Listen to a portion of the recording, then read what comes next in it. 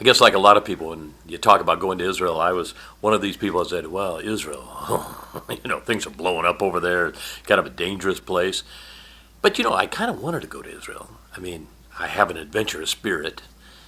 And I also wanted to go because, that's where my dad wanted to go all his life. He was a minister, and he talked about Israel all the time, of course, in his sermons. And he would talk about wanting to go to the place where, Jesus walked. And that was a big thing for him, to go over there and actually be where Jesus did the Sermon on the Mount and all of that. I said, okay, well, it'd be an interesting place to go, and I didn't really know what to expect. I was, like a lot of people, I guess, I had kind of a misconception. Well, I did have a misconception about Israel, or perception about Israel.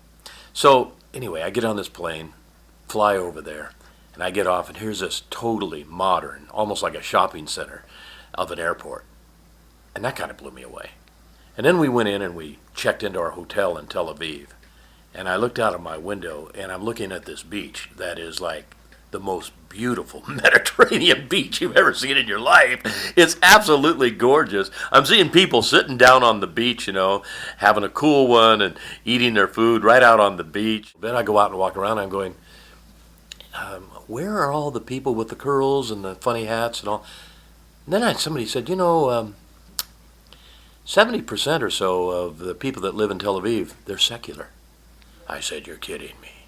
They said, no. As a matter of fact, this is a very modern city, never sleeps. And you know what? They're right. So then I thought, well, when I go to Jerusalem, that'll be the place to go. I mean, spiritually speaking, that's going to blow my mind. And it did. I went to Jerusalem, and I met this rabbi. And, coming from the Christian faith, I didn't know about rabbis a whole lot. And I met this guy. His name is Rabbi Ben-Arosh. The nicest guy you'd ever want to meet in your life. And you know what he did? He invited me to go to a settlement. Of course, I'm going, settlement? You're kidding. That's like political, charged, all that kind of stuff.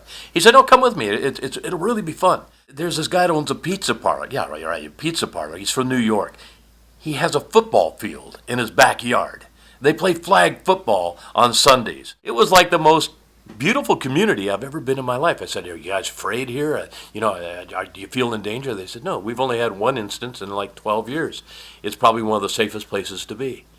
So then I went back with Rabbi Ben-Arosh, and we went to Jerusalem, went in the old city there, and I asked him about the wall. I said, what's it mean to you? And he said, the wall that's the place where you experience God in a way you've never experienced him before. And what I experienced at the wall was unbelievable. I've known God for many, many years as a Christian, but I've never experienced God the way I experienced him that day. And you know what? I also found out God started building a bridge in my heart towards the Jewish community.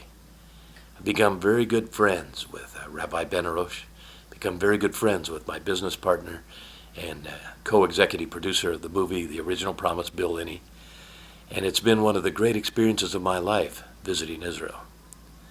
I would love to live in Israel.